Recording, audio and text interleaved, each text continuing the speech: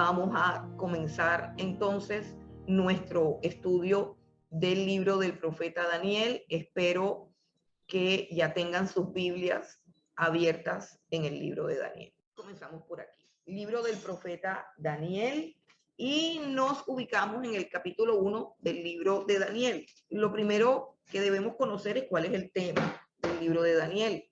¿Cuál es el tema del libro de Daniel? Bueno, el libro de Daniel trata acerca de la soberanía de Dios sobre los reinos de los hombres. ¿Por qué? Porque a través de todo el libro de Daniel, todas las profecías de Daniel están describiendo y anunciando varios reinos que se presentaron a lo largo de la historia. Y esa es la riqueza profética del libro de Daniel. Que cuando se escribió el libro de Daniel, se estaba cumpliendo solamente un 10% de las profecías que están reveladas en ese libro. Pero que hoy en día, cuando nosotros leemos el libro de Daniel, nos vamos a dar cuenta de algo, que se ha cumplido el 99% de todas las profecías que están allí descritas. Miren qué interesante. El libro de Daniel contiene un marco profético de una gran parte de tiempo de la humanidad, de la historia, y gran parte, una pequeña parte, se cumplió durante la escritura de ese libro. Podemos decir que quizás hasta el 20%, porque Daniel comienza a escribir durante el reinado de Nabucodonosor y él termina hasta el reinado de Ciro.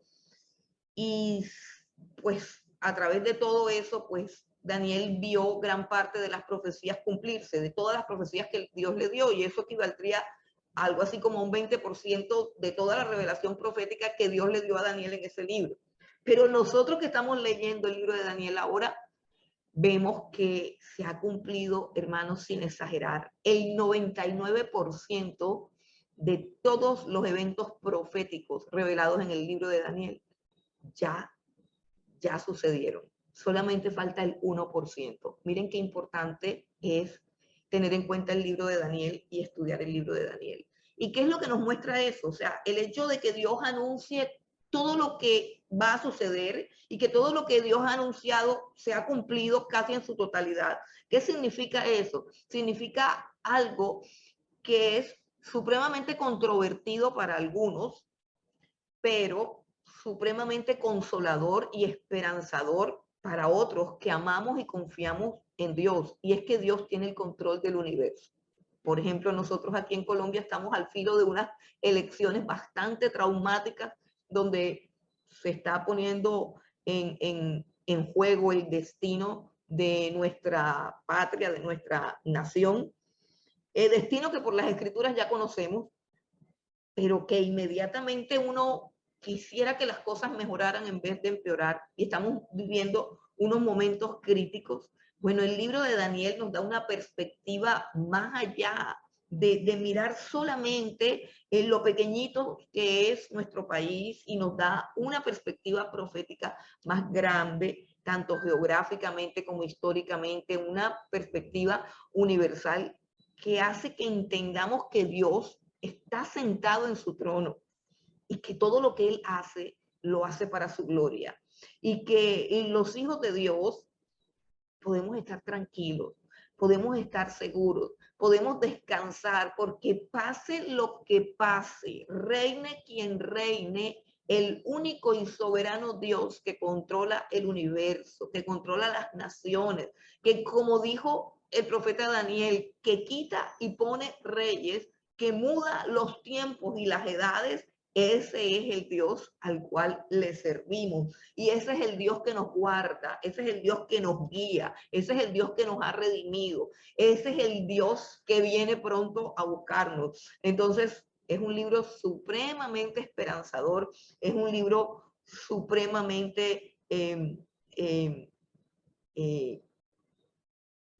bueno, benéfico, fructífero, deleitoso. Es un libro en el que nos podemos gozar, es un libro en el que podemos reposar y descansar.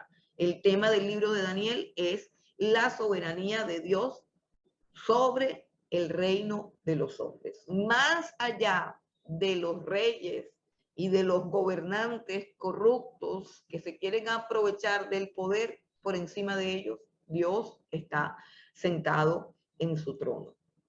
Ahora, vamos al contexto histórico del libro de Daniel. Y el contexto histórico, o sea, donde suceden todas estas cosas, es en el reino de Babilonia, en el año 605 aproximadamente, entre el 603 y 605 antes de Cristo. Babilonia es un territorio donde suceden la mayoría de los conflictos bíblicos, la mayoría de los conflictos de rebelión que hay marcados en la Biblia sucedieron ahí en Babilonia. Babilonia es la llanura de Sinar, donde inicialmente Nimrod quiso establecer una torre que llegase al cielo, la Torre de Babel, donde fueron confundidos los idiomas de todas las personas para que dejaran de hacer esa bendita torre. Y allí, en esa llanura de Sinar, allí fue fundada la ciudad de Babilonia. El territorio de Babilonia, que es la llanura de Sinar, donde hubo toda esa rebelión, hoy pertenece al terreno de lo que es Irak e Irán. Hay una parte de Irak y también una parte de Irán en el terreno de la llanura de Sinar. Quizás por eso es que siempre esos lugares están llenos de conflictos bélicos, de problemas, y son lugares como tan difíciles para el evangelio y para la extensión del reino de Dios, porque lo que predomina en esos lugares es la rebelión contra Dios. Bueno, el reino de Babilonia en el año 605 antes de Cristo es el escenario de todo lo que le ocurrió al profeta Daniel. La mayor parte de su vida, Daniel vivió bajo el imperio babilónico. La mayor parte de su vida, de la vida del profeta Daniel, se desarrolló al interior de los palacios de Babilonia, al interior del reino de Babilonia, la mayor parte de su vida. Él llegó a Babilonia cautivo. Ahora, ¿por qué él llega cautivo? Cuando estamos hablando de Daniel, estamos hablando en este momento, cuando él llega cautivo, estamos hablando de un joven entre 14 y 15 años que es arrancado de su hogar paterno, arrancado de su cultura, arrancado de sus creencias religiosas, arrancado de su contexto geográfico, de una vida cómoda, porque Daniel pertenece a la realeza, es descendiente de los príncipes de Israel, pertenece a la clase alta de la sociedad judía, pero es llevado cautivo a una nación que no habla su idioma, a una nación que tiene otros dioses, a una nación que tiene otra cultura. Y la pregunta es, ¿por qué es llevado cautivo allá? Si Daniel, como testifica de él el profeta Ezequiel testifica, o más bien Dios testifica de Daniel en el libro del profeta Ezequiel, que Daniel junto con Job y Noé son los tres varones más justos que ha habido sobre la tierra. Eso fue un testimonio del mismo Dios.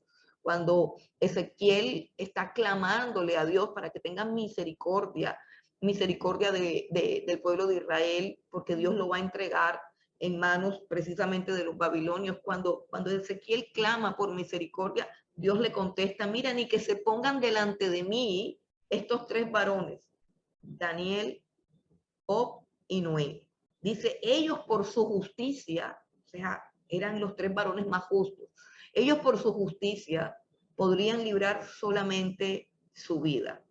Eran los tres varones más justos ante los ojos de Dios.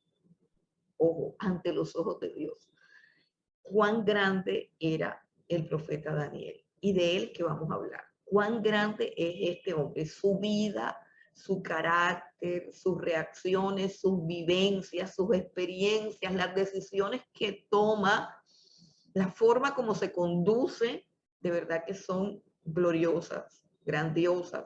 Sé que hay algunas películas, hay un canal, creo que es un canal brasilero que produce unas películas muy buenas acerca de estas cosas, pero de verdad que toda esta vida de Daniel y la de muchos hombres de Dios sería tan, tan bueno que la llevasen a los libros, a las pantallas, al cine, porque de verdad que son vidas supremamente ricas, supremamente emocionantes.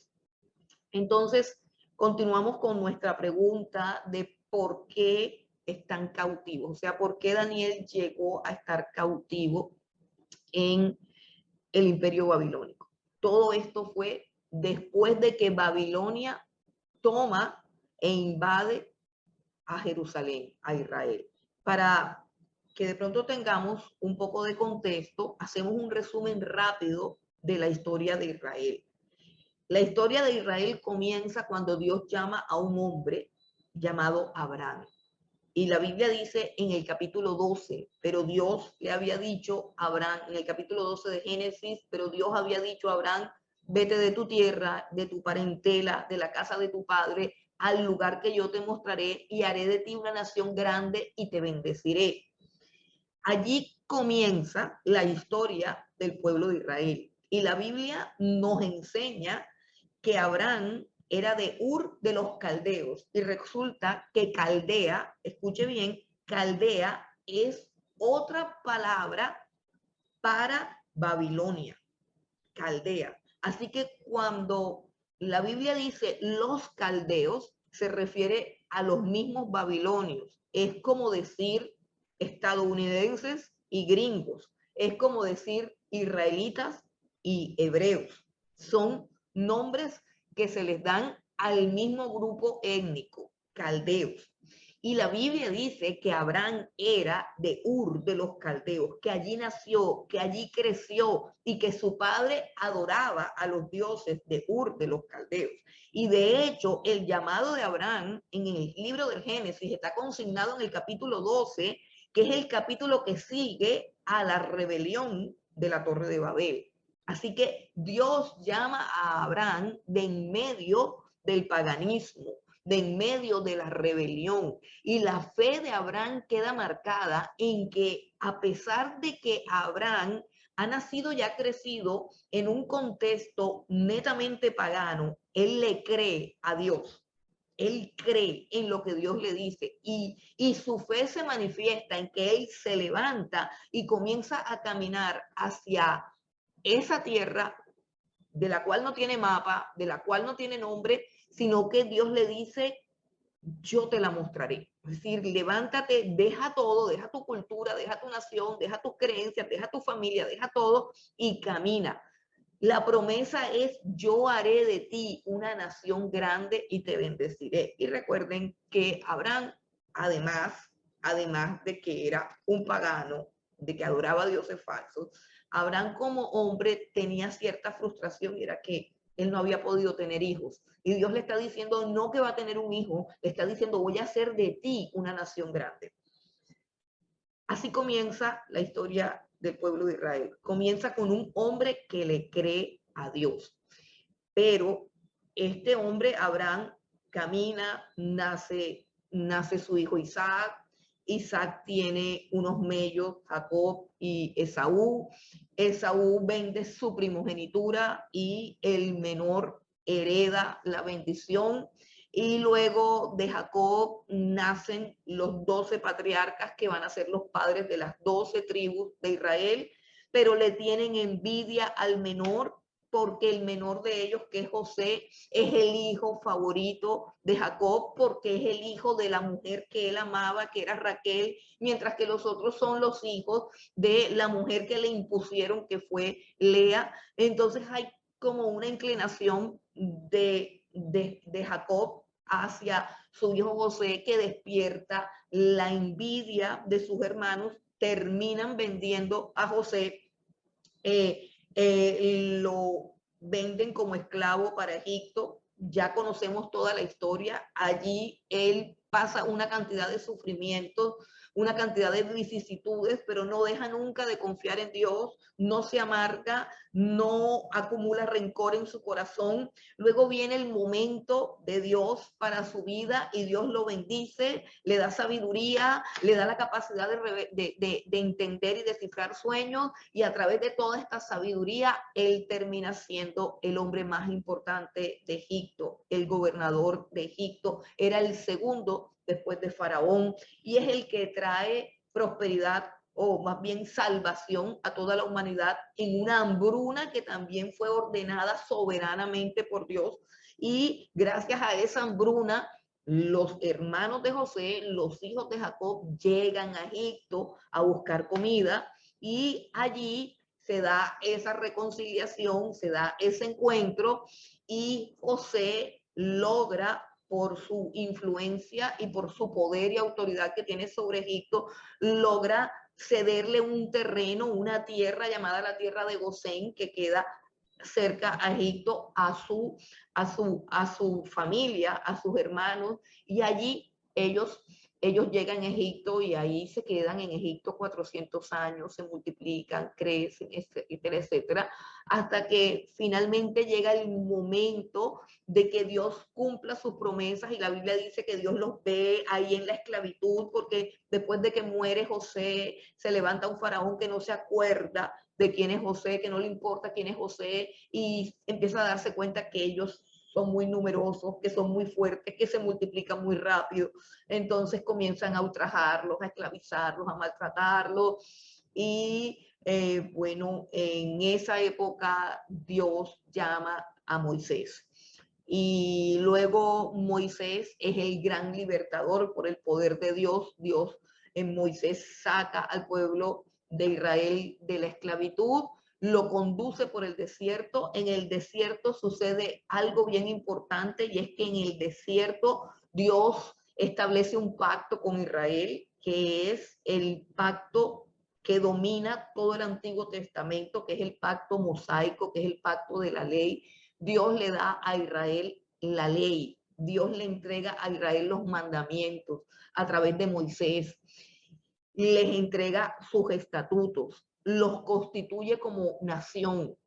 Ellos van por el desierto. ¿Y qué es lo que necesita una nación para constituirse como nación? Una nación básicamente necesita un territorio soberano que le pertenezca, y necesita una constitución, o sea, unos estatutos de autogobierno, unos estatutos que la establezcan como una nación soberana, que se autogobierne. Y eso es lo que Dios le da a Israel, los constituye como nación. Y es allí en el desierto donde Dios cumple la promesa a Abraham: haré de ti una nación grande y te bendeciré. Ahí en el desierto Dios entra en pacto con Israel. Israel debe recibir la ley, debe adorar solamente al Dios de Abraham, al Dios que le está cumpliendo las promesas, al Dios que le entrega la ley, y a cambio Dios le daría la tierra de Canaán. Así de sencillo, era un pacto. Ustedes son mi pueblo, ustedes son mi especial tesoro, ustedes guardan mis mandamientos, no te inclinarás a dioses ajenos, no te harás esculturas, no te harás estatua de nada que está en el cielo, ni en la tierra, ni debajo de la tierra, no te inclinarás a ellas, porque yo soy tu Dios celoso. Es decir, esto es lo que tú harás. ¿Y a qué me comprometo yo? Dios dice: a que tú seas mi pueblo, a que tú seas mi especial tesoro, a que nadie pueda hacerte frente, a darte una tierra que fluye leche y miel. Esas eran las condiciones del pacto. Israel tenía que obedecer y honrar a Dios. Israel tenía que entrar a la tierra de Canaán y matar a todos los cananeos. No podía hacer ningún tipo de alianzas, ningún tipo de concesiones con los cananeos por eh, por las religiones paganas tan perversas, tan adictivas, tan seductoras que los cananeos profesaban. Dios le tenía prohibido cualquier tipo de relación, cualquier tipo de convenio. Ellos tenían que entrar a Canaán y matar a todos los cananeos. Así de sencillo. Eso era lo que Dios había determinado. Dios había determinado un juicio para todos los cananeos, porque los cananeos eran un pueblo completamente reprobado, perverso, corrupto, depravado, es la palabra de Dios. tenían relaciones sexuales con animales, sacrificaban sus hijos primogénitos a los dioses quemándolos vivos. Es decir, ellos tenían una cantidad de prácticas de las cuales la Biblia dice que la tierra vomitó a sus moradores. Así que los pobladores de la tierra de Canaán, que se definen como cananeos, gerbeseos, jebuseos y todos un grupo de una cantidad, una diversidad de grupos étnicos que terminan siempre en feos, todos ellos tenían una cantidad de dioses y una cantidad de prácticas abominables. Dios había determinado en su reinado soberano, en su soberana voluntad, había determinado hacer un juicio contra los cananeos y cumplir al mismo tiempo las bendiciones del pacto y de las promesas que él había hecho a Abraham. Así que Dios iba, como decimos nosotros acá, los colombianos, Dios iba a matar dos pájaros de un solo tiro. Iba a entregarle a Israel la tierra de Canaán, tierra que fluye leche y miel, cumpliendo así la parte que le compete de su pacto, y al mismo tiempo iba a manifestar su justicia a una nación depravada y corrupta que violó todas las leyes de la moral y de la decencia y que contaminó la tierra. Por eso dice que la tierra vomitó a sus moradores, refiriéndose a todas las prácticas horrendas y depravadas de los cananeos. Pero ¿qué sucede? ¿Qué sucede? Cuando ellos entran a la tierra prometida, no cumplen al pie de la letra los mandatos de Dios, sino que llega un momento en que comienzan a hacer alianzas con los pueblos paganos. Y junto con esas alianzas de los pueblos paganos, venía también una mezcla con sus religiones, con sus creencias, con su idolatría. Se contaminaban con sus vecinos, no cumplieron, no obedecieron. El libro de Jueces nos muestra que el pueblo de Israel cayó en unos ciclos en los que quizás algunos de nosotros, si nos descuidamos, podemos caer en unos ciclos de estar bien y estar mal, en unos ciclos, por ejemplo, de que se volvían a la idolatría, practicaban todas las cosas horrendas que practicaban los pueblos de alrededor, y Dios hacía que los habitantes de esos pueblos se convirtieran en sus verdugos, de tal manera que ellos con el tiempo terminaban esclavizados por aquellos pueblos cuyos dioses ellos habían adorado. O sea, ese era como el castigo de Dios. Terminaban en una esclavitud, terminaban en una hambruna. Entonces, la presión del hambre, de la miseria, de la esclavitud, hacía que ellos se arrepintiesen y clamasen a Dios por ayuda. Y cuando ellos se arrepentían y clamaban a Dios por ayuda, Dios mandaba un juez. Entonces es el caso de Débora, de Barak, de Otoniel, de Sansón, de Gedeón, todos esos jueces que recibían del Espíritu Santo una fuerza y un poder para libertar al pueblo de Israel. Y el pueblo de Israel gozaba de cierta libertad por un tiempo, pero nuevamente volvían a la idolatría. Una vez más volvían a la idolatría. Hubo también un momento después de los jueces en que ellos comenzaron a mirar tanto las naciones paganas, y se dieron cuenta de que las naciones paganas tenían un rey que salía a la guerra y marchaba en la parte de adelante de los ejércitos. Y ellos llegaron a donde el profeta, porque Israel era una teocracia, era un pueblo dirigido por Dios, guiado por Dios. Y ellos llegaron a donde el profeta Samuel y le dijeron, ¿sabes qué, Samuel? Nosotros queremos un rey como lo tienen todas las naciones. Queremos un rey que salga a la guerra, queremos un rey que batalle por nosotros. O sea, nosotros queremos ser como las otras naciones. Y aunque a Samuel le dolió mucho en el corazón, Dios le dijo a Samuel, no te preocupes, Samuel, que no te han desechado a ti, me desecharon fue a mí. Y yo les voy a dar ese rey. Pero antes de que les dé ese rey, yo quiero que tú les digas que ese rey va a abusar de ellos, que ese rey va a violar a sus mujeres, que ese rey va a imponer tributos, que ese rey se va a apropiar de sus cosas. Es decir, yo quiero que tú les digas que estaban mejor conmigo que lo que ellos están pidiendo. Y ahí es cuando comienza la monarquía.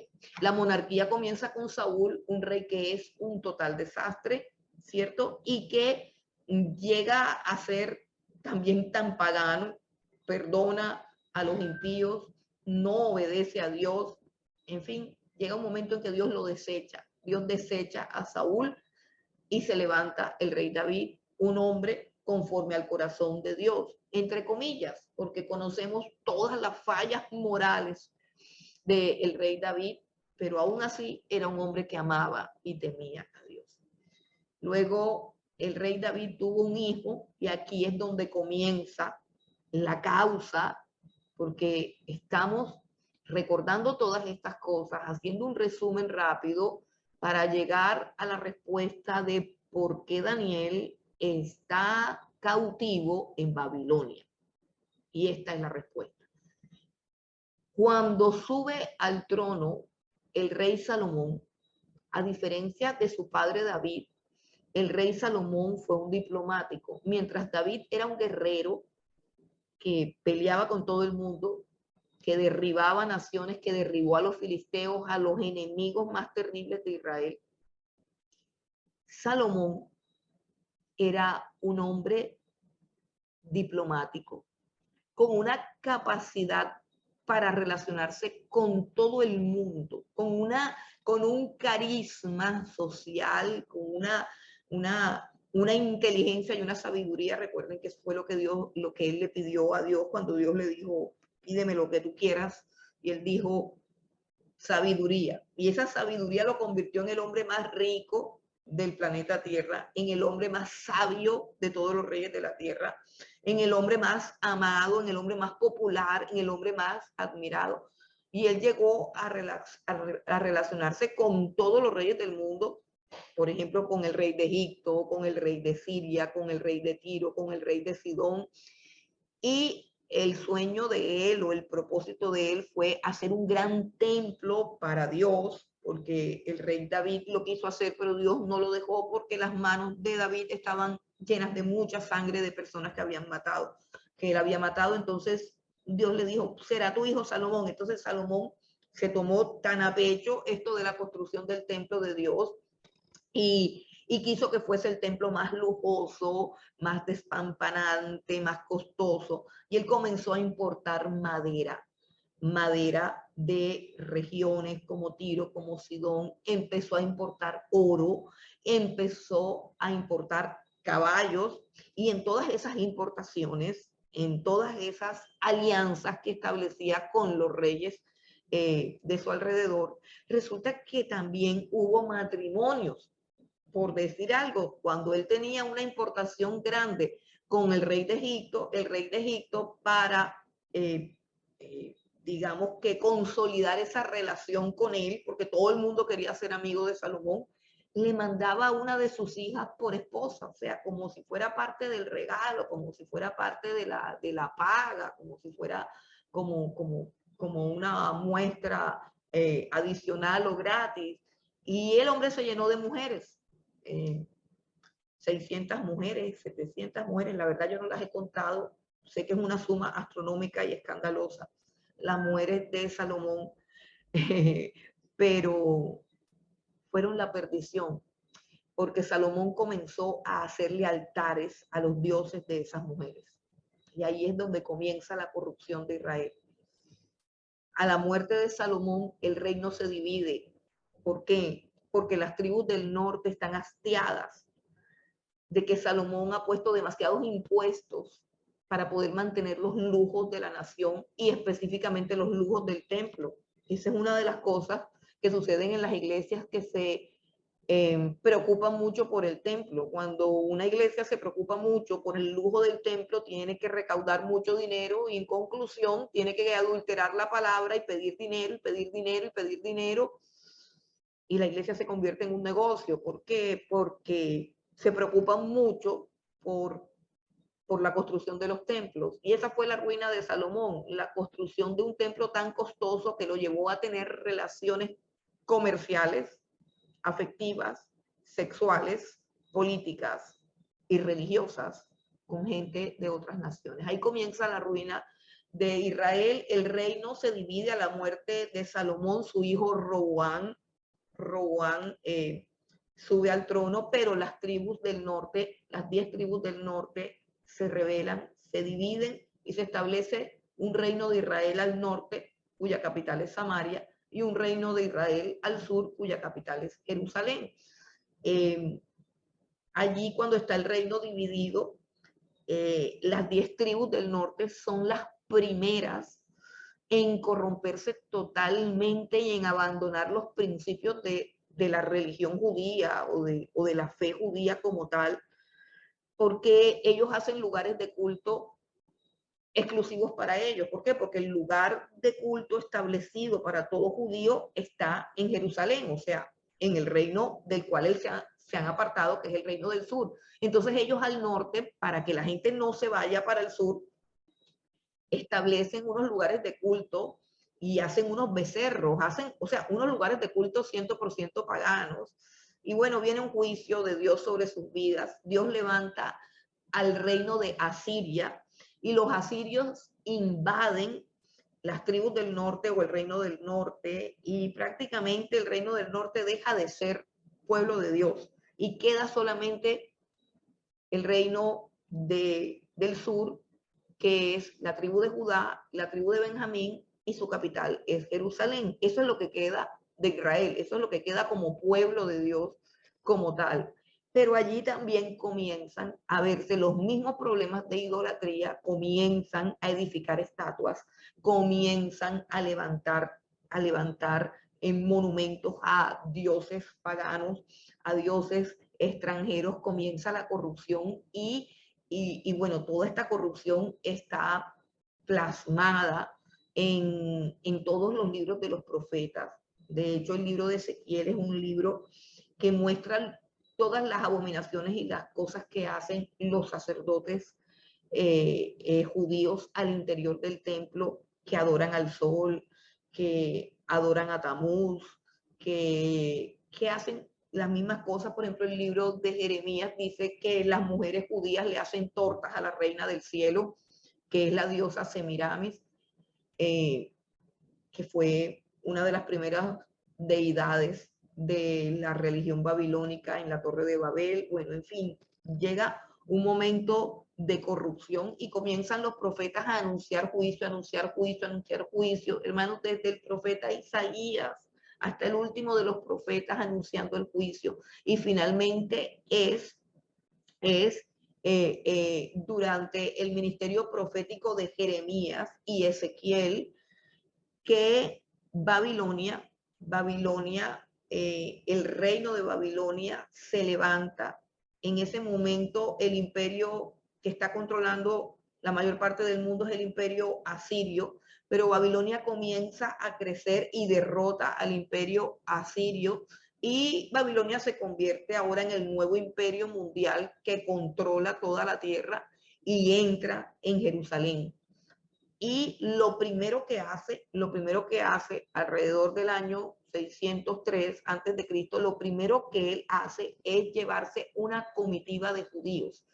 Esos judíos que se lleva son un grupo de judíos que él escoge, que deben ser jóvenes, inteligentes, bien parecidos, o sea, deben ser hermosos, deben ser inteligentes, no tienen que tener ningún defecto, deben pertenecer a la nobleza y deben estar en la adolescencia, que se supone que es la edad de la crisis de identidad, donde una mente puede ser dominada, donde una mente puede ser maleada.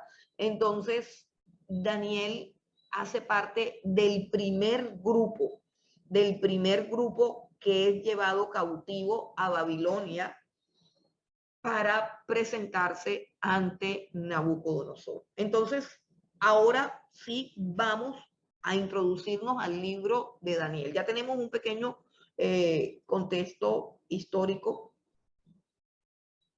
de lo que está pasando. Vamos entonces a mirar el libro de Daniel. Y lo primero que quiero que establezcamos es la estructura del libro de Daniel. El libro de Daniel tiene una estructura. Si nosotros revisamos esta estructura, nos va a ser mucho más fácil estudiar el libro de Daniel. ¿Cuál es la estructura del libro de Daniel? El libro de Daniel tiene 12 capítulos. 12 capítulos.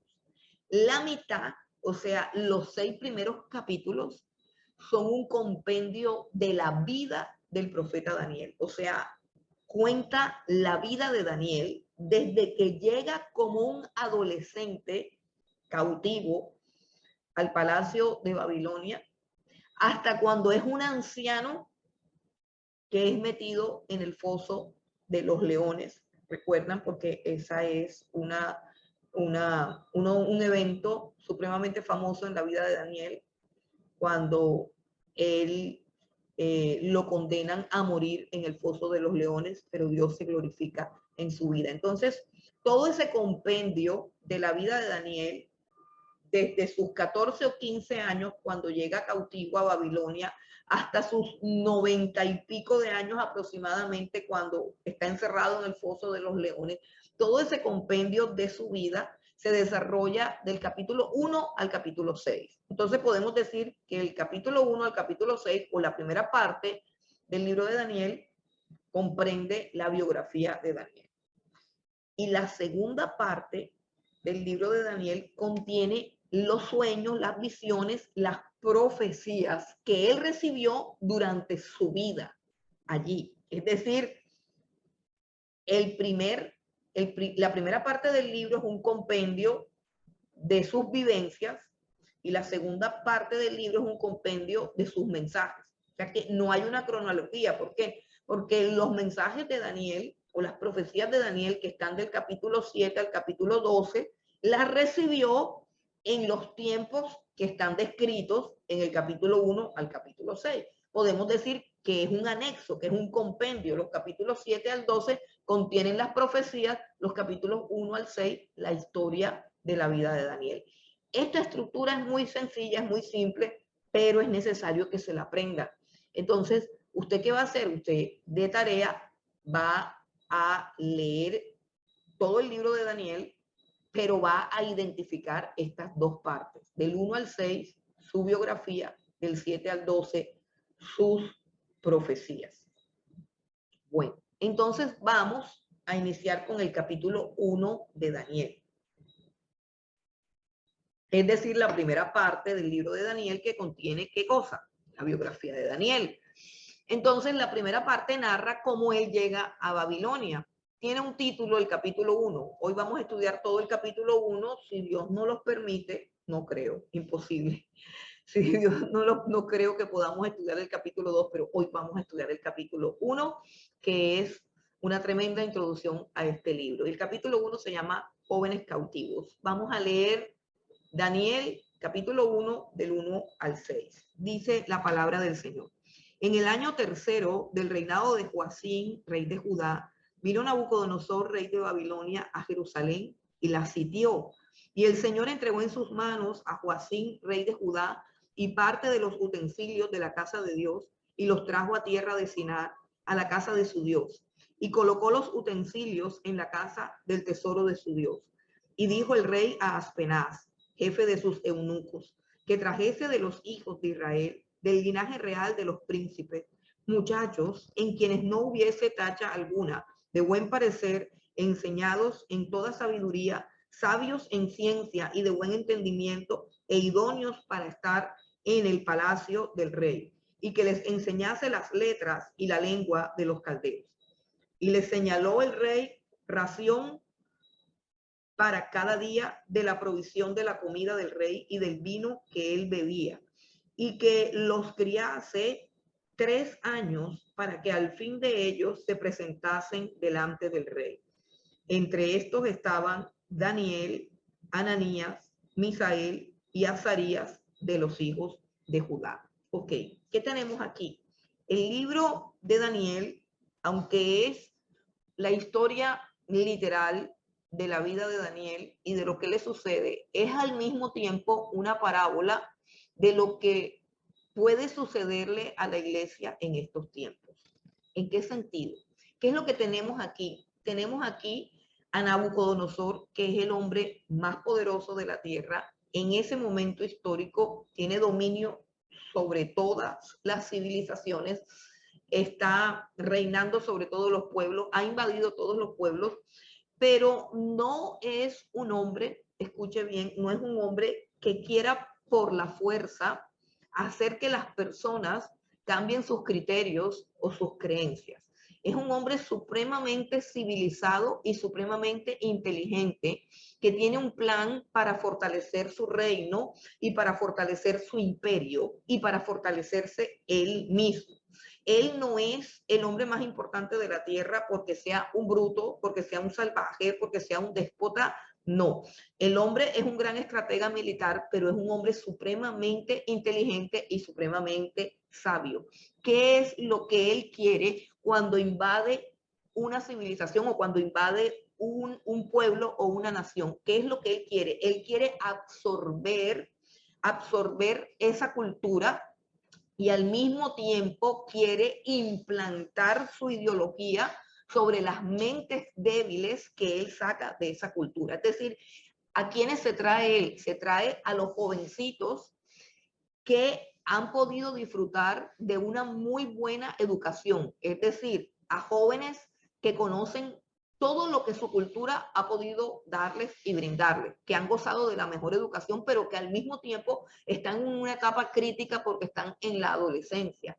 Él se los lleva para su palacio y no los va a tratar mal, no, los va a tratar muy bien, les va a dar de comer de los manjares más exquisitos de su palacio, les va a enseñar su idioma, porque este es un idioma diferente, les va a enseñar su filosofía, sus letras, sus creencias. La civilización babilónica era una civilización supremamente sabia, supremamente inteligente, pero de ahí también sale la astrología, por decir, los reyes de Oriente que fueron a adorar a Jesús y dijeron que la estrella les había mostrado que había nacido un rey. Todo eso son cosas que vienen de allá, de Babilonia, que le fue dado a ellos, pero a nosotros nos es prohibido dedicarnos a la adoración de los astros, a la contemplación de los astros, de las estrellas, etcétera, etcétera. Entonces, ¿qué es lo que Nabucodonosor quiere? Él prácticamente quiere hacer un experimento con estos jóvenes de criarlos. Aquí dice claramente, dice el versículo número 5, y quiero que lo lean con detenimiento. Y le señaló el rey ración para cada día de la provisión de la comida del rey y del vino que él bebía, y que los criase 3 años para que al fin de ellos se presentasen delante del rey. Miren lo siguiente, les va a dar buena comida. Alguien dijo que el camino al corazón de un hombre es a través del estómago.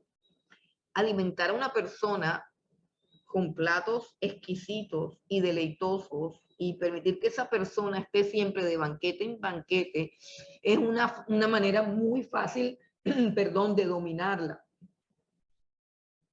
Es una manera fácil de seducirla. Además de eso, le va a dar la mejor educación y quiere hacer esto, perdón, por espacio de 3 años. Es muy interesante porque se trata de un experimento.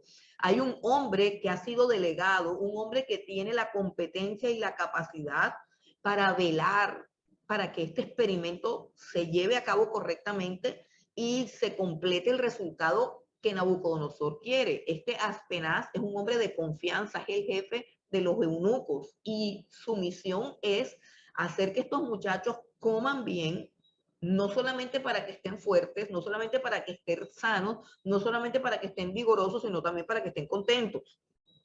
Deben también tomar vino, del mismo vino que bebe el rey. O sea, la comida es exquisita, la comida es de lo mejor, los mejores manjares, los mejores deleites, pero al mismo tiempo hay un ataque ideológico a su mente, hay una formación, dice, para que los criase por 3 años, 3 años, está diciendo, dame estos jóvenes y por 3 años yo le voy a enseñar la cultura babilónica, la ideología babilónica, la religión babilónica, las creencias babilónicas, la idiosincrasia de los babilonios. O sea, yo voy a hacer un proceso en el cual de alguna manera voy a fusionar lo que ellos son con lo que somos nosotros. O sea, una amalgama de cosas en la cual ellos perderían su identidad.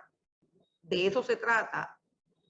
Aquí dice claramente que le cambió los nombres y fue tan fuerte el cambio de nombres que nosotros conocemos a los amigos de Daniel más por los nombres babilónicos que le pusieron, que les implantaron, que por los nombres que sus propios padres le dieron.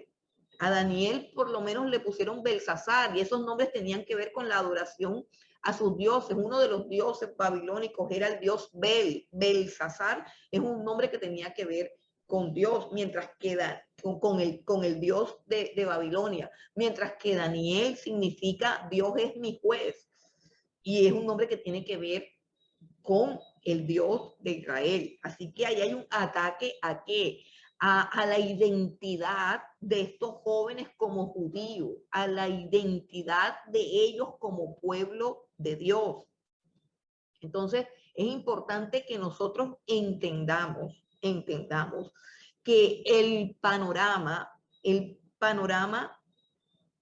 ideológico que se nos presenta a nosotros como iglesia en estos tiempos no es una obligación a negar a Cristo ni a negar nuestra fe como tal, sino a adaptarnos al sistema y hacer como un sincretismo, funcionar nuestras creencias con las creencias de todo el mundo y que sea tu verdad, mi verdad y todos juntos, todos los caminos van a Roma, todos los caminos van al cielo, todas las religiones son de Dios, que hagamos una amalgama de cosas y que nos entendamos todos con todas y como dicen por ahí y con todes también.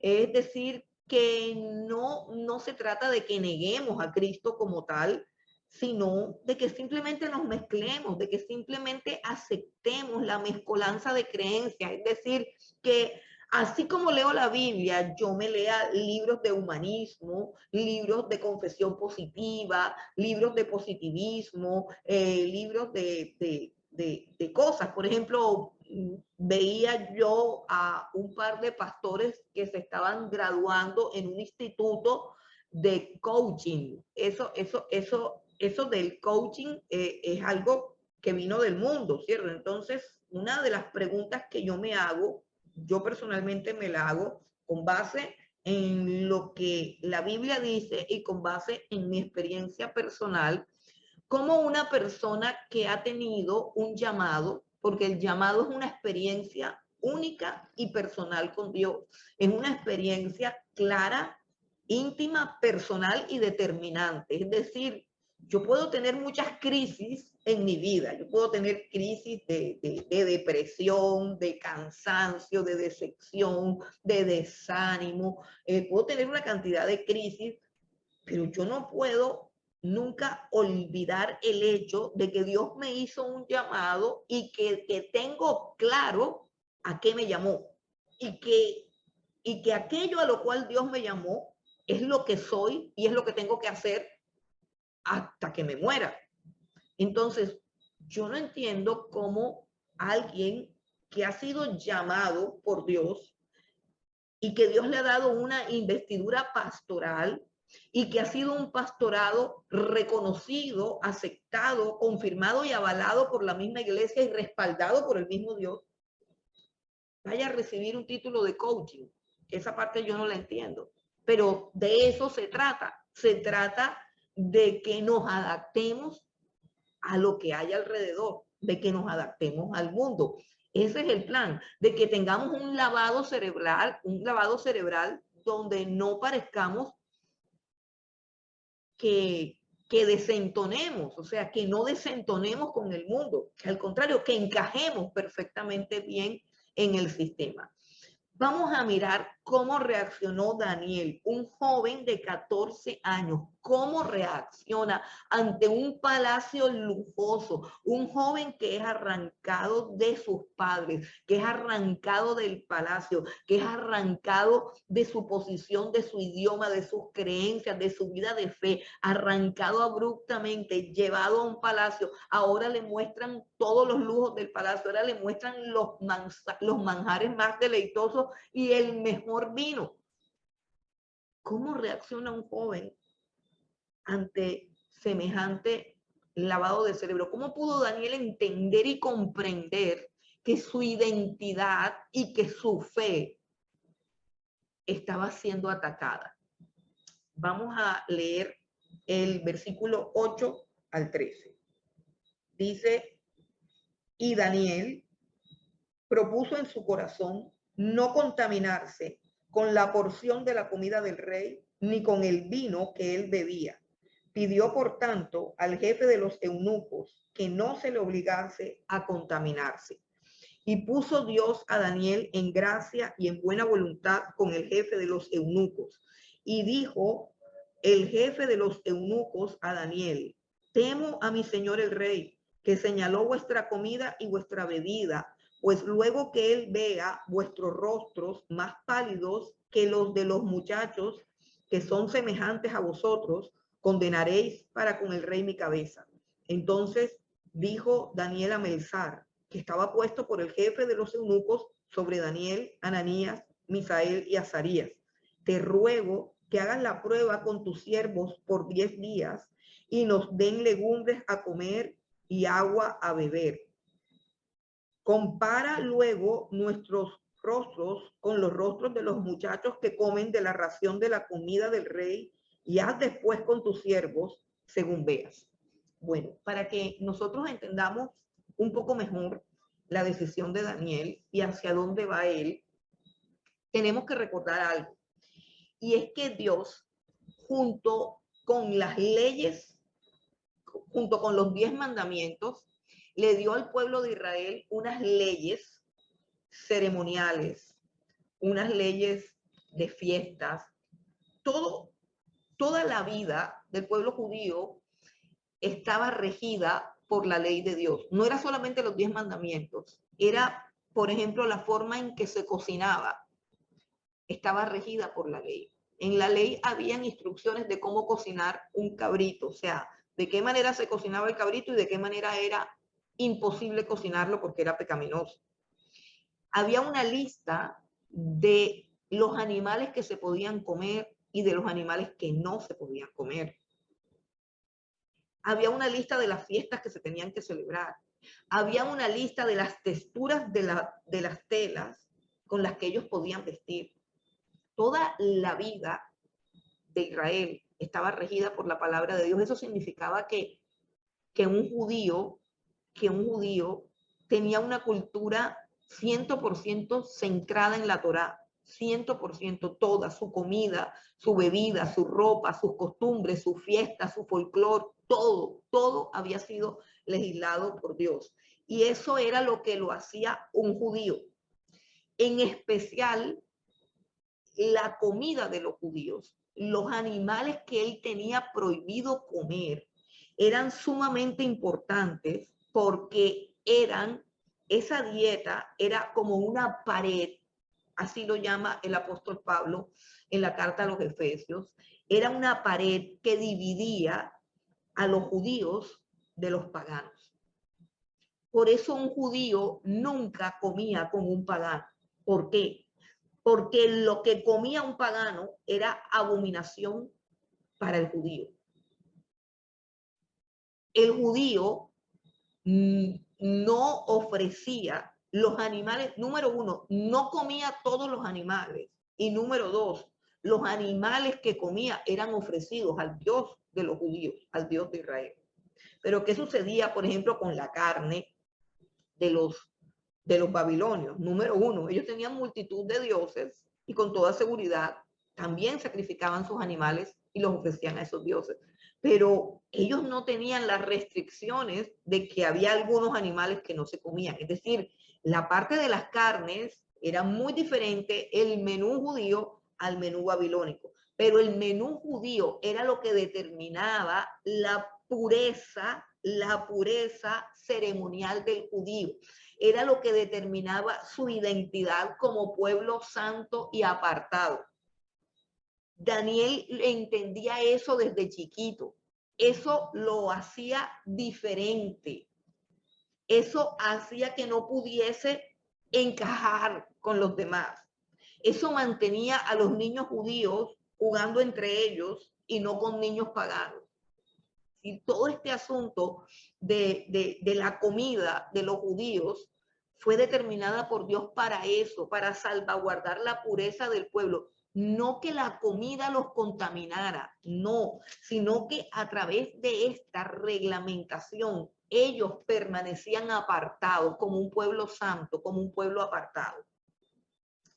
Si Daniel hubiese comido de esas carnes, si Daniel hubiese comido de esos animales, que número uno, de pronto no eran los permitidos, y número dos, habían sido sacrificados a los dioses de Babilonia, si él hubiese comido de eso, su conciencia, escúcheme bien, su conciencia se hubiese contaminado, su identidad se hubiese perdido. Él en su conciencia y en su corazón hubiese sentido que ya él no era pueblo de Dios. Él, si hubiese comido de esa carne, se hubiese enseguida conectado e identificado con los caldeos, con los babilonios. Era la pérdida de su identidad y por lo tanto era la pérdida de su santidad. Si lo vemos desde ese contexto histórico y religioso, él iba a dejar de ser lo que él era. Iba a abandonar todos los criterios y todas las creencias que sus padres le habían inculcado, porque un niño judío a los 12 años conocía toda la ley y guardaba todos los mandamientos de la ley mosaica, y eso lo hacía ser judío. Daniel entendía perfectamente que él no era judío. Escuchen bien, Daniel entendía perfectamente que él no era judío porque habitase en Jerusalén, ni que dejaría de ser judío cuando fuese arrancado de Jerusalén. Él entendía que era la ley de Dios guardada en su corazón lo que lo hacía pueblo de Dios. Y él no estaba dispuesto, a los 14 años, no estaba dispuesto a que le lavaran el cerebro. No estaba dispuesto a perder su identidad. No estaba dispuesto a abandonar su fe. No estaba dispuesto a perder su dignidad. Por nada del mundo, él iba a negociar lo que para él era valioso. Este muchacho tiene una sabiduría, tiene un carácter, tiene una madurez, tiene una templanza, porque él con mucho respeto se dirige a esa autoridad y le dice, hagamos una prueba. Porque el jefe de los eunucos dice, no, tú tienes que comerte lo que el rey dijo que te tenías que comer. Si tú no te comes eso, te vas a poner pálido, te vas a poner flaco. Si comes pura verdura, tú vas a palidecer y lo que sucede cuando uno no obedece a Nabucodonosor es que le cortan la cabeza. Tú tienes que comerte lo que él manda a comer. Y Daniel dice, te ruego que hagamos una prueba por 10 días. Déjame comer verduras y déjame tomar agua. Verduras y legumbres. Y déjame tomar agua. Si dentro de 10 días tú ves que estoy delgado, que estoy pálido, haz lo que quieras. Miren que él no dijo, si dentro de 10 días estoy pálido, entonces como carne. No. Él dice, si dentro de 10 días yo estoy pálido, haz tú lo que tú te parezca. Es decir, mátame. No estoy dispuesto a negociar mi fe. No estoy dispuesto a negociar mis creencias, pero sobre todo, hermanos, y es que esto es lo más importante porque esto va a ser vital en todo el desarrollo de la vida de Daniel. Recuerden, sobre todo, no estoy dispuesto a perder mi identidad. Identidad, ¿quién soy? Identidad es la clave. Es lo que Daniel aferra. No importa que yo sea un cautivo, no importa que me hayan arrancado del palacio, no importa que me hayan arrancado de mis padres, no importa que me enseñen otro idioma, no quiero dejar de ser un judío, no quiero dejar de ser pueblo de Dios. Y esto es tremendo, hermano, en un joven de esta edad. Él hizo un propósito a muerte. Dijo, haz la prueba, haz la prueba. Si dentro de 10 días estoy pálido, será que me mates, pero yo no voy a comer. No es dentro de 10 días Entonces, ¿como carne? No. Haz la prueba. Tuvo la sabiduría, tuvo la templanza, tuvo el coraje, pero sobre todo, hermano, tuvo la fe. Tuvo la fe. Sin fe es imposible agradar a Dios. Tuvo la fe. Y cuando se tiene fe, Dios nos respalda. Vamos a mirar cómo Dios lo respaldó. Versículo 14 al 21. Dice, consintió pues con ellos en esto y probó con ellos 10 días. Y al cabo de los 10 días pareció el rostro de ellos mejor y más robusto que el de los otros muchachos que comían de la porción de la comida del rey. Así pues, Melzar se llevaba la porción de la comida de ellos y el vino que habían de beber y les daba legumbres. A estos 4 muchachos Dios les dio conocimiento e inteligencia en todas las letras y ciencias. Y Daniel tuvo entendimiento en toda visión y sueños. Pasados pues los días, al fin de los cuales había dicho el rey que los trajesen, el jefe de los eunucos los trajo delante de Nabucodonosor. Y el rey habló con ellos y no fueron hallados entre todos ellos otros como Daniel, Ananías, Misael y Azarías. Así pues, estuvieron delante del rey. En todo asunto de sabiduría e inteligencia que el rey les consultó, los halló 10 veces mejores que todos los magos y astrólogos que había en todo su reino. Y continuó Daniel hasta el año primero de el rey Ciro. El versículo clave aquí es el versículo 8. Dice que Daniel propuso en su corazón no contaminarse con la porción de la comida del rey. Propuso en su corazón. Una de las cosas que nos está haciendo falta a nosotros es la capacidad de la voluntad, la capacidad de hacer una resolución, la capacidad de cumplir con los propósitos que nosotros mismos nos trazamos. Si nosotros vemos a un muchacho en esta situación, en esta crisis, hoy en día que tenemos muchachos que se suicidan por cualquier cosa, muchachos que andan en el psiquiatra, muchachos que andan en el psicólogo, muchachos que se meten a la droga, muchachos con una confusión de identidad terrible, muchachos enfermos mental, psicológica, física, espiritualmente completamente debiluchos, enfermos, y vemos a este muchacho afrontando la crisis más grande de su vida, diciendo, no, oh, Dios me ha abandonado, Dios no existe. No, no hay ninguna de esos pensamientos en la mente de Daniel, simplemente hay un propósito en su corazón, una resolución. Y cuando hay un propósito en el corazón de un hombre y ese propósito tiene que ver con la gloria de Dios, tiene que ver con la honra de vida a Dios, entonces Dios respalda ese propósito. Es cierto que es muy difícil a veces proponer una cosa y hacerla firme. Es cierto que luchamos con nuestras debilidades, pero también es cierto que cuando las cosas que nos proponemos tienen que ver con los propósitos de Dios, tienen que ver con la gloria de Dios, tienen que ver con lo que es agradable a Dios, con hacer la voluntad de Dios, Dios siempre va a venir en nuestra ayuda. Dios siempre va a venir en nuestro socorro. Nosotros, la iglesia, vive en medio de 2 fuerzas contrarias. La fuerza pagana del mundo, que está representada por Nabucodonosor. Nunca ha habido tanto paganismo, nunca ha habido tantas religiones esotéricas traídas de Oriente, tantas creencias, hermano, todo eso, ahora lo del coaching, una cantidad de maestros, de gurús, con creencias traídas de la India, creencias traídas de los orientales, y se nos olvida toda el acervo de las enseñanzas preciosas del Señor Jesucristo. Y el mundo quiere hacer como una simbiosis, ¿cierto? Con el cristianismo, quiere hacer como una mezcla. de esas cosas.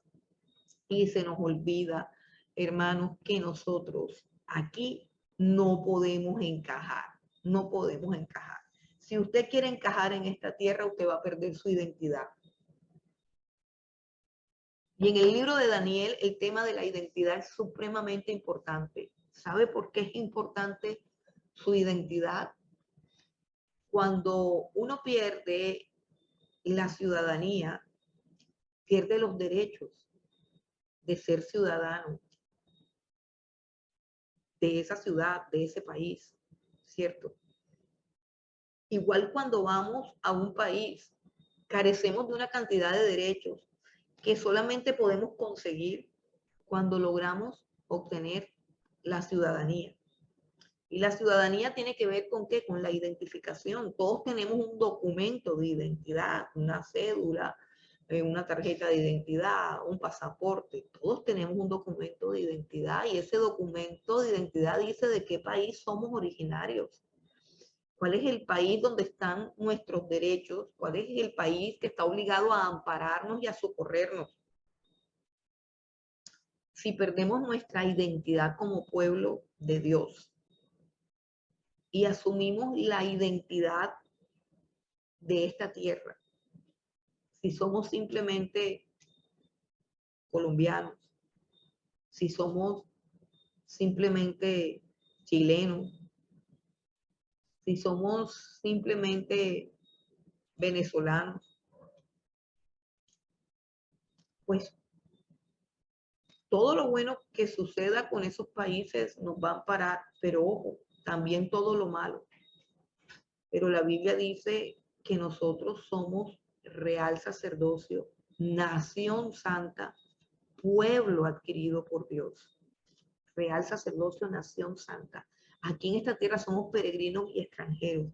De tal manera que nosotros, nuestra vida, todo lo que somos, cómo hablamos, cómo vivimos, cómo nos vestimos, cómo trabajamos, las decisiones que tomamos, todas tienen que tener una marca de que no somos de aquí. El apóstol Pablo escribió a los filipenses que se comporten, dicen, solamente compórtense como es digno del evangelio. O sea, debemos tener un comportamiento propio de gente que no es de esta tierra. Y vivir aquí como extranjeros y peregrinos. Somos un pueblo separado, somos un pueblo diferente. Hermanos, y si nosotros no tenemos eso claro, y en nuestro afán de no desentonar, de no causar problemas, aceptamos el reto que nos está proponiendo el mundo de absorbernos como cristianos. Que dejemos de ser pastores y que ahora seamos coaching. Que dejemos de escuchar el sermón para escuchar la conferencia. Qué sé yo, que dejemos de ir al templo para ir al salón de eventos. O sea, cosas así que de repente tienen que ver con un afán que tenemos de adaptarnos. Cada vez la iglesia se adapta más al mundo. Cada vez más el escenario de una iglesia, que no debiera llamarse escenario, el lugar donde se reúne la iglesia, cada vez más se parece a un escenario de un evento del mundo. El parecido externo muchas veces comunica algo del parecido interno. ¿A quién nos estamos pareciendo? Nos parecemos a nuestros líderes, nos parecemos a nuestros ministros, pero la idea es que nos parezcamos a Jesús. ¿Qué es lo que Dios espera de su iglesia? Una iglesia que tenga identidad, recuerden. Pero para nosotros defender la identidad, escuche, para nosotros defender nuestra identidad, tenemos que aferrarnos a nuestros padres, a nuestros padres. Por ejemplo, una persona adoptada muchas veces en un momento de su vida atraviesa una crisis de identidad. ¿Por qué? Porque no tiene una conexión clara con sus verdaderos padres. Y estamos viviendo tiempos en que la mayoría de los jóvenes y aún personas adultas tienen crisis de identidad. ¿Por qué? Porque las relaciones entre padres e hijos están rotas y se pierde la identidad, se pierde el concepto de quién soy y comienzo a adoptar modas para tratar de identificarme con algo. Pero quién soy realmente, no quiero que eso sea determinado. Yo quiero determinar quién soy, pero realmente lo que soy viene determinado por mis padres, por mi cultura, por el contexto en el que vivo. Si yo peleo con todas esas cosas, yo pierdo mi identidad. Una de las cosas que no quería ni estaba dispuesto a perder Daniel era todo lo que sus padres le enseñaron. ¿Por qué? Porque una de las cosas que era fuerte en la religión judía era la relación entre el padre y los hijos. Había un mandamiento de Dios al padre que decía, estas palabras que yo te mando, se las enseñarás a tus hijos cuando vayas de camino, cuando entres, cuando salgas, las escribirás en los dinteles de tu casa, estarán en tu frente y en tus manos. O sea, todo el tiempo le estarás diciendo a tu hijo, Jehová nuestro Dios, Jehová uno es, y amarás a Jehová tu Dios. Todo eso era una obligación de los padres y enseñarle a sus hijos toda la ley. Pero cuando todo eso se pierde, las personas crecen sin identidad. Y en esa crisis de identidad van a adoptar todas las modas y todas las cosas que les sea posible adoptar, porque no saben ni quién son ni para dónde van. ¿Qué espera Dios de su iglesia? Vamos a leer Primera de Juan un momentico. Primera de Juan, capítulo 2.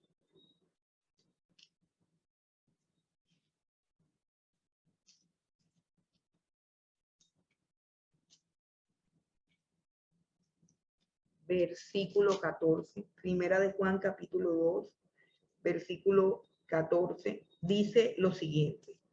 Os he escrito a vosotros, padres, porque habéis conocido al que es desde el principio. Os he escrito a vosotros, jóvenes, porque sois fuertes y la palabra de Dios permanece en vosotros y habéis vencido al maligno. No améis al mundo ni las cosas que están en el mundo. Si alguno ama al mundo, el amor del Padre no está en él.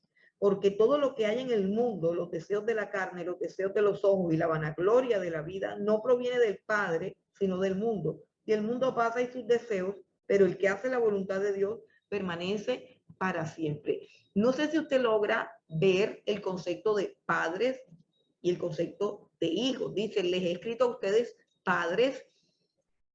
Para la iglesia primitiva, el concepto de familia era supremamente importante y la cohesión que había entre padres e hijos era tan fuerte que por eso el apóstol Pablo se atrevió a decirle al carcelero de Filipo, cree en el Señor Jesucristo y serás salvo tú y tu casa.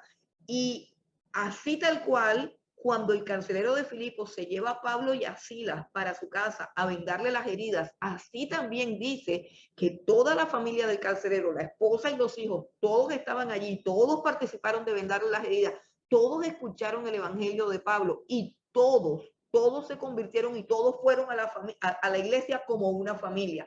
¿Por qué se daba esta conversión? Porque había una cohesión entre padres e hijos, pero ya no la hay, ya no la hay.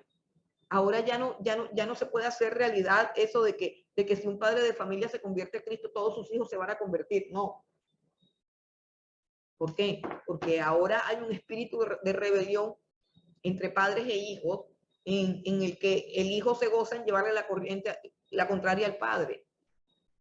Y el padre no se siente con autoridad para exigirle nada al hijo. O sea, hay una ruptura y en esa ruptura es que se pierde la identidad. Y cuando se pierde la identidad, el joven va a tratar de buscar quién es él en los lugares más errados, más equivocados.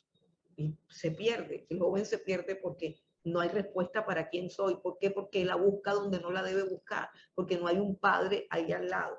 Entonces, miren el concepto nuevamente, vamos al texto que acabamos de leer en Primera de Juan y dice, os he escrito a vosotros padres porque habéis conocido al que es desde el principio. Pero mire lo que le dice a los jóvenes, os he escrito a vosotros jóvenes porque sois fuertes.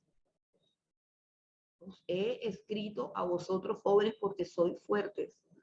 ¿De dónde provenía la fuerza de los jóvenes? Dice, y la palabra de Dios permanece en vosotros y habéis vencido al maligno. Qué interesante este texto en Primera de Juan 2, 14, 17. Subráyelo si usted es un joven o si usted tiene un joven en su casa.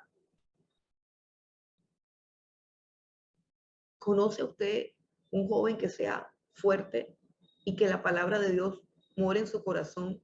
¿Conoce usted a un joven que haya vencido al diablo? Eso es lo que está diciendo Juan aquí. Ustedes jóvenes que son fuertes, que la palabra de Dios permanece en ustedes y que han vencido al maligno. Por favor, ¿qué sucede con los jóvenes de este tiempo? Usted podría aplicar esa palabra a los jóvenes de hoy,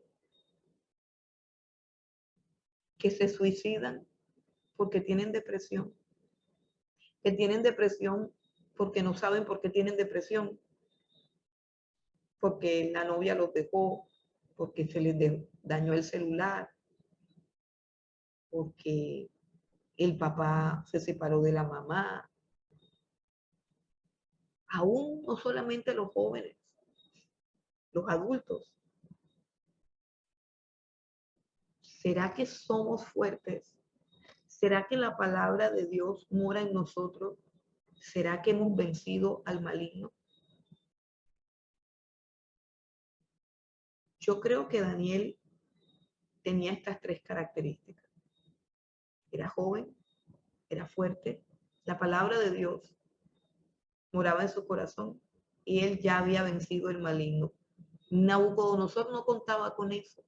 El plan de Nabucodonosor era criar a un joven por 3 años, pero se encontró con que ese joven ya estaba criado. Repito, ya estaba criado, ya estaba criado. La Biblia dice, instruye al niño en su camino, para que cuando sea joven, cuando sea viejo, no se aparte de él.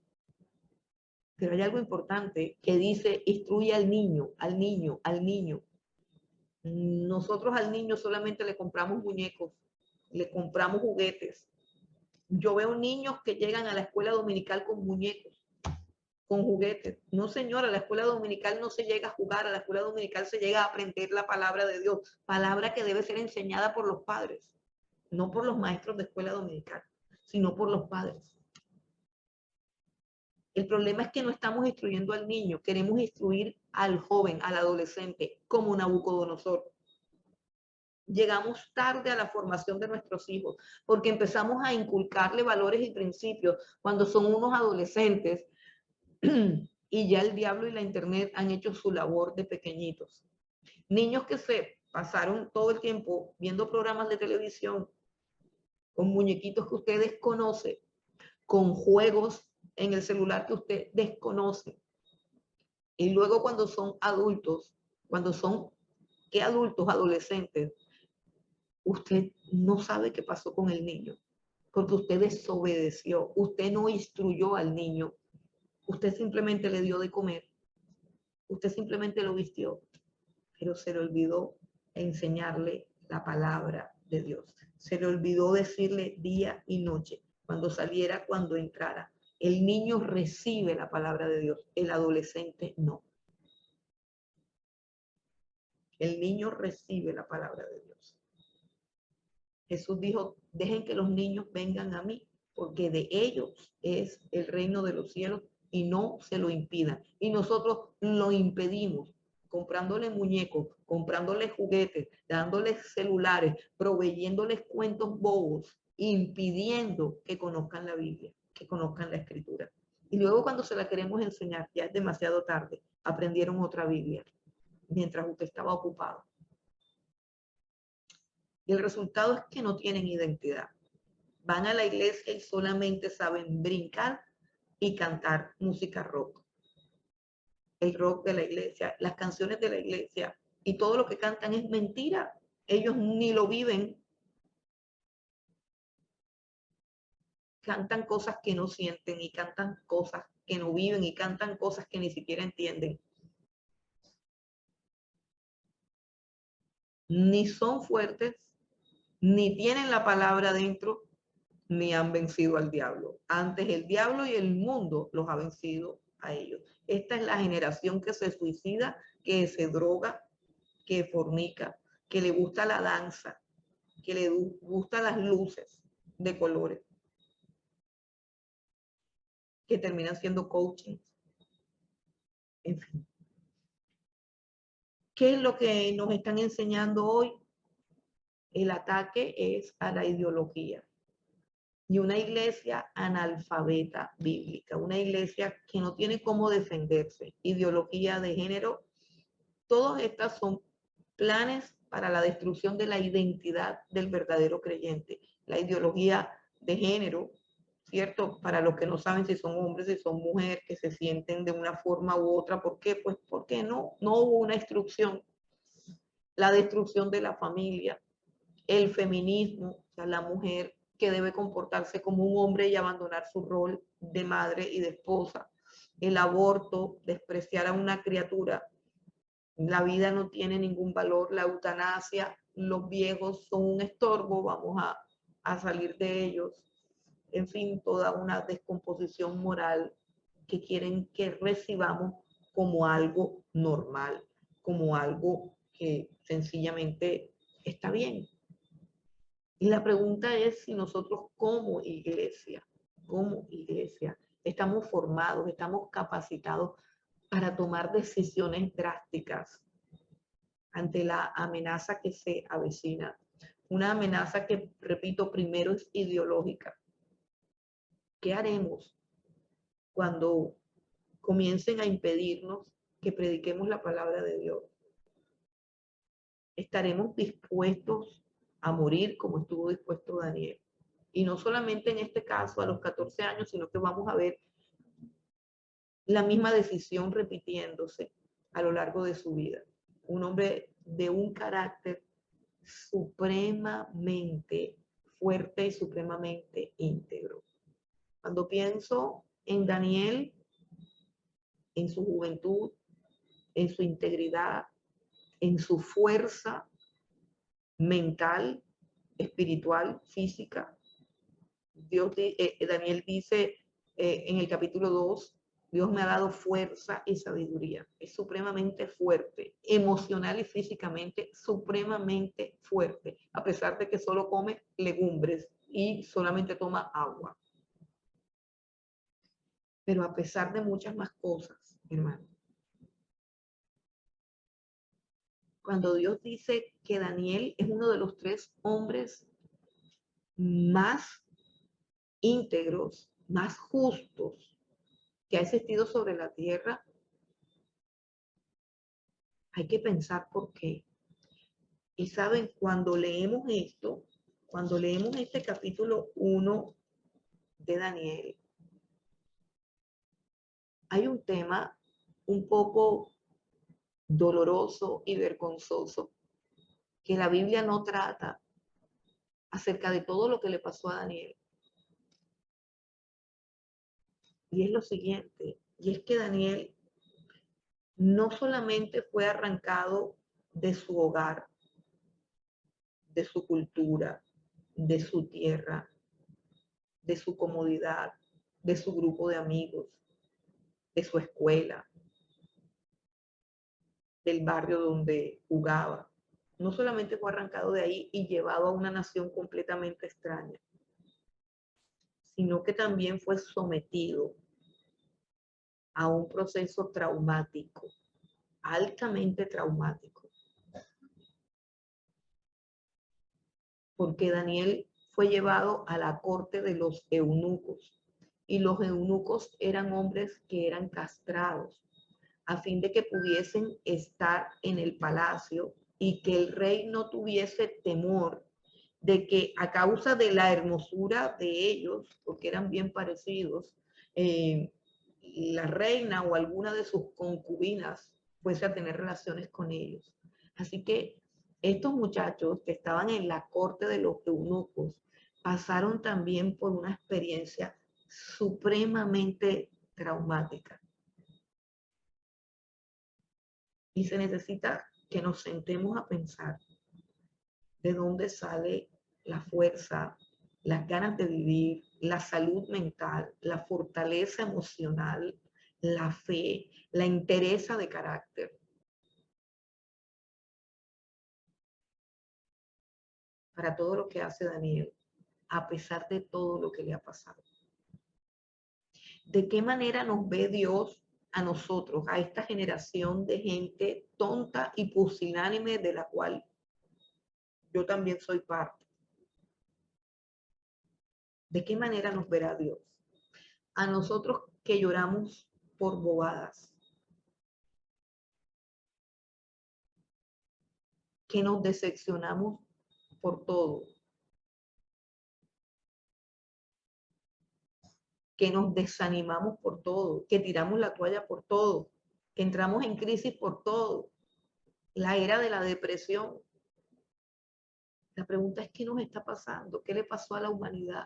Hoy nosotros que tenemos una revelación más grande, que tenemos una libertad para conocer la palabra de Dios, que tenemos al Señor Jesucristo, que tenemos el Espíritu de Dios morando en nosotros, que tenemos una palabra profética segura, perfecta y completa, que son las Sagradas Escrituras, que tenemos tanta comodidad para adorar. Hoy nosotros nos enfermamos por todo, nos deprimimos por todo, nos achantamos por todo. ¿De qué estamos hechos nosotros? ¿O de qué estaban hechos ellos? Algo está mal. Algo está mal. Hay algo que estamos haciendo mal y es necesario que retomemos el rumbo. Es necesario que retomemos una vida más firme, más sólida, un carácter más fuerte, que recuperemos las raíces de nuestra fe. Hay que darle la espalda al mundo sencillamente y abrazar a Dios, abrazar al Señor, su fuerza, su poder, su grandeza, su majestad, volver a las Escrituras y pedirle a Dios que nos restaure. Como iglesia, como pueblo de Dios, necesitamos ser restaurados. Necesitamos tener esa fe, esa entereza de carácter, esa férrea voluntad, esa capacidad que tuvo un joven en medio de tanta crisis. Y nosotros que estamos viejos y que lo tenemos todo, titubeando por cualquier cosa. Incapaces de cumplir ni siquiera con el horario. No cumplimos ni un horario. No tenemos ni siquiera una disciplina de horario. Es supremamente triste la situación en la que vivimos, pero yo creo que Dios quiere restaurar su iglesia. Yo creo que la unción no tiene que ver ni con los brincos, ni con los saltos, ni con los gritos. La unción tiene que ver con el carácter. La unción tiene que ver con el fruto del Espíritu. Eso es lo que dice. Y el fruto del Espíritu es paz, gozo, mansedumbre, templanza, longanimidad, dominio propio. Fe, amor, esperanza, todas esas cosas y mucha fortaleza, mucha fortaleza. ¿Qué demanda Dios de nosotros? Dice, solamente que te esfuerces y seas valiente. Dice, solamente que te esfuerces y seas valiente.